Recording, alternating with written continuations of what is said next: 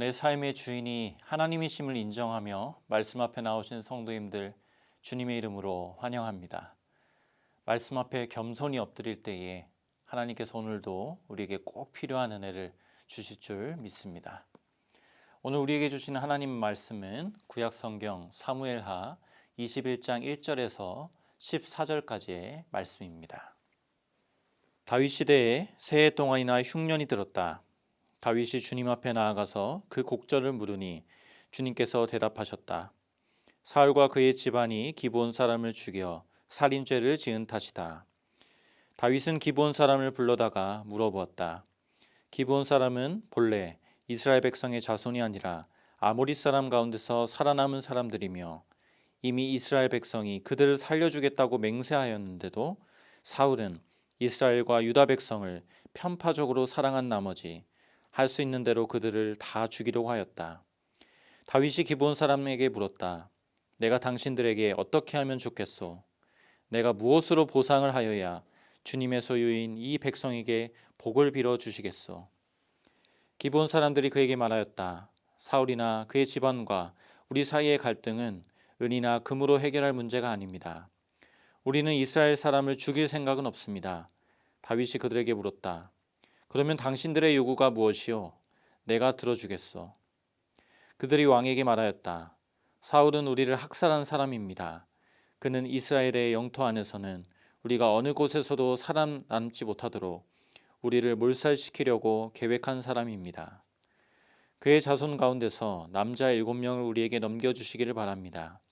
그러면 주님께서 택하신 왕 사울이 살던 기브아에서 우리가 주님 앞에서 그들을 나무에 매달겠습니다.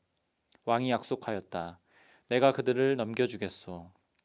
그러나 다윗은 사울의 아들인 요나단과 그들 사이에 계시는 주님 앞에서 맹세한 일을 생각하여 사울의 손자요 요나단의 아들인 므비보셋은 아껴서 빼놓았다. 그 대신에 왕은 아야의 딸 리스바가 사울과의 사이에서 낳은 두 아들인 알모니와 므비보셋을 붙잡고 또 사울의 딸 메라비 무올랏 사람 바르실레의 아들인 아드리엘과의 사이에서 낳은 아들 5을 붙잡아다가 기브온 사람의 손에 넘겨주었다. 기브온 사람이 주님 앞에서 그들을 산에 있는 나무에 매달아 놓으니 그 7이 다 함께 죽었다. 그들이 처형을 받은 것은 곡식을 거두기 시작할 무렵 곧 보리를 거두기 시작할 때였다. 그때에 아야의 딸 리스바가 굵은 배로 만든 천을 가져다가 바윗돌 위에 쳐놓고 그 밑에 앉아서 보리를 거두기 시작할 때로부터 하늘에서 그 주검 위로 가을비가 쏟아질 때까지 낮에는 공중의 새가 그 주검 위에 내려앉지 못하게 하고 밤에는 들짐승들이 얼씬도 하지 못하게 하였다. 아야의 딸이며 사울의 첩인 리스바가 이렇게 하였다는 소문이 다윗에게 전해지니 다윗이 길르앗의 야베스로 가서 사울의 뼈와 그의 아들 요나단의 뼈를 그 주민에게서 찾아왔다. 블레셋 사람이 길보아 산에서 사울을 죽일 때에 블레셋 사람이 사울과 요나단의 시신을 벳산의 광장에 매달아 두었는데 거기에서 그 시신을 몰래 거두어간 이들이 바로 길르앗의 야베스 주민이다. 다윗이 이렇게 사울의 뼈와 그의 아들 요나단의 뼈를 거기에서 가지고 올라오니 사람들이 나무에 매달아 죽인 다른 사람들의 뼈도 모아서 사울의 뼈와 그의 아들 요나단의 뼈와 함께 베냐민 지파의 땅인 셀라에 있는 사울의 아버지 기스의 무덤에 합장하였다. 사람들이 다윗이 지시한 모든 명령을 따라서 그대로 한 뒤에야 하나님이 그 땅을 돌보아 주시기를 비는 그들의 기도를 들어주셨다. 아멘. 사무엘하 21장부터 마지막 24장까지는 사무엘서를 마무리하는 부록, 에필로그입니다. 다윗 인생의 요약이라고도 할 수 있겠습니다. 읽어보시면 아시겠지만 시간 순서대로 기록되어 있지 않습니다. 내용도 서로 연결이 안 되는 것 같고 글의 형식도 다릅니다. 하지만 이 4장을 전체적으로 볼 때 비로소 드러나는 메시지가 있습니다. 이제 에필로그를 시작하며 간단히 그 구조를 살펴보면 가장 바깥에 2가지 이야기가 나옵니다. 하나는 오늘 살펴볼 기근 이야기이고 또 하나는 전염병 이야기입니다. 다윗이 지나온 세월이 아주 거칠고 험난했음을 상징합니다. 또 그 사이에 어떤 이야기가 채워져 있고 가장 중심부에는 두 편의 시가 나오는데 다윗과 하나님 사이에 깊은 관계가 시 속에 드러나 있습니다. 이 구조 속에서 드러나는 메시지가 무엇입니까? 다윗 인생의 중심이 하나님이셨다는 겁니다. 다윗 스스로 산 것이 아니라 하나님이 중심이 되셔서 스토리가 펼쳐져 가고 때때로 험난한 순간들 속에서도 하나님이 다윗을 지켜주셨다는 것을 보여줍니다. 그러니까 다윗은 스스로 살지 않은 겁니다. 다윗을 살게 하신 분, 다윗을 다윗되게 하신 분이 하나님이신 겁니다. 여러분, 성도로 부름받은 우리도 마찬가지 아닙니까? 우리의 중심에도 하나님이 계신 줄 믿습니다. 내 모든 걸음걸음에 때때로 거친 풍랑을 지날 때도 하나님이 우리를 붙들고 계시는 겁니다. 나의 나 된 것이 하나님의 은혜입니다. 우리 인생도 내 이름과 내 업적을 남기는 인생이 아니라 결국 하나님이 남고 하나님이 드러나시고 하나님이 높임 받으시는 인생이 되기를 바랍니다. 오늘 본문은 사무엘서 요약의 첫 번째 이야기가 되겠습니다. 본문의 배경은 기근이 있은 지 3년이 될 때라고 했습니다. 이스라엘 백성에게 있어서 이 기근은 단순한 자연재해가 아닙니다. 당시의 기근은 하나님이 내린 징벌로 그렇게 이해가 되었습니다. 때문에 다윗도 왕으로서 이 문제를 가지고 하나님께 나아갑니다. 1절에 다윗이 하나님 앞에 간구했다고 했는데 이 표현은 다윗이 하나님의 얼굴을 찾았다는 의미입니다. 똑같은 문제를 가지고 있다 하더라도 성도는 하나님의 얼굴 앞에서 문제를 다루는 자들입니다. 문제가 발생했을 때 스스로 해결하는 자가 아니라 하나님으로부터 해결을 받는 자, 그것이 성도인 것이죠. 다윗이 그렇게 하나님 앞에 나아가자 하나님이 기근이 임한 까닭을 알려주십니다. 이 기근은 사울 왕이 과거에 저지른 어떤 일 때문이라고 말씀해 주십니다. 사울이 왕으로 통치하던 때에 기브온 사람들을 무참히 학살한 적이 있었습니다. 그 배경이 여호수아 9장에 나오는데 여호수아와 이스라엘 백성들이 하나님의 역사 속에 성들을 정복해 나가고 있었습니다. 그 누구도 하나님과 함께 전진하는 그들의 걸음을 막을 수 없었습니다. 이런 상황 속에 기브온 사람들도 당연히 겁이 나지 않았겠습니까? 그래서 이 사람들이 꾀를 부리는데요. 아주 불쌍한 옷차림새를 하고 여호와 하나님의 이름을 사용해 가면서 자신들이 이스라엘의 종으로 살겠다고 말합니다. 하나님을 섬기겠다고 하면서 평화 조약을 맺자고 제안합니다. 율법에는 원래 이방인과 조약을 맺지 말라고 했는데 여호수아와 장로들이 그만 그들의 꾀에 속아서 조약을 맺어버린 겁니다. 여호수아가 며칠 있다가 그들이 한 말이 다 거짓이었음도 알게 되지만 하나님의 이름으로 이미 맺은 조약이기 때문에 그들을 보호하면서 조약을 지켜나갔습니다. 그런데 시간이 지나고 사울이 그만 이 조약을 깨뜨린 겁니다. 자기 민족을 향한 열심만으로 기브온 족속을 대량으로 학살하도록 명령한 것이죠. 이 일로 지금 다윗이 3년이라는 긴 시간 동안 기근이라는 깜깜한 터널을 지나고 있다고 하나님이 말씀해 주신 겁니다. 저와 여러분도 최근 몇 년 동안 코로나 팬데믹이라고 하는 설명할 수도 없는 터널을 지나지 않았습니까? 물론 모든 재난과 질병, 사건, 사고들이 공식처럼 이것 때문이야 이렇게 쉽게 단정 짓는 일은 지양해야 합니다. 다만 모든 상황을 허용하신 하나님의 뜻과 계획은 분명히 있습니다. 이것을 믿고 우리는 오늘 다윗처럼 하나님의 얼굴을 구하며 물어야 할 것입니다. 하나님, 이런 시간을 통해 우리 교회가 깨닫기를 원하시는 것이 있습니까? 그렇다면 깨닫게 하여 주시옵소서. 우리 개인의 인생도 마찬가지죠. 다 이해할 수 없는 그런 터널을 지날 때 주님의 뜻이 이루어지길 원합니다. 주님의 계획을 신뢰하게 하시고 제가 깨달아야 할 제목을 조명하여 주시옵소서. 구할 수 있어야 할 것입니다. 하나님의 얼굴을 구하고 하나님의 대답을 받은 다윗이 기브온 사람들을 만납니다. 그리고 그들이 원하는 바가 무엇인지를 듣게 됩니다. 근데 이 부분에서 우리가 생각해 볼 것은 다윗이 기근의 이유에 대해서는 하나님께 구했는데 이 기근을 어떻게 풀어가야 할지에 대해서는 하나님께 구하지 않는다는 겁니다. 기브온 사람들에게만 구합니다.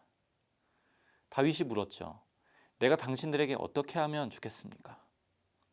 무엇으로 보상을 해야겠습니까? 묻고는 그들의 말만 귀를 기울이고 있습니다.